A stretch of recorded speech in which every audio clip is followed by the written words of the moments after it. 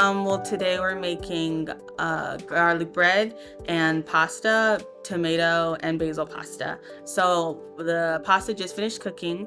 I have students over there grating the garlic to put into the garlic bread. To put into the garlic butter to make garlic bread, and we're kind of waiting on the rest of the ingredients.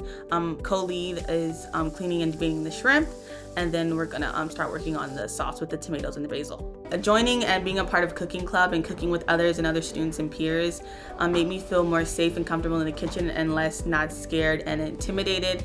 It made it like more approachable to cook for myself and food I enjoy that was also healthy. I really like Rainbow Chef. It gives students an opportunity to learn and cook about kitchen safety and cooking for themselves and others. Okay, this is the pasta. This program gives other students a chance to grow their skills in cooking, and cooking is a helpful skill to know, and having these recipes brought to them which teaches them how to cook healthier in their life.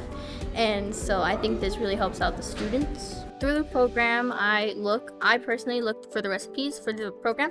So I look through the website and I see which ones we could make or what would be good for the week, because we do this once a week because schedule conflicting.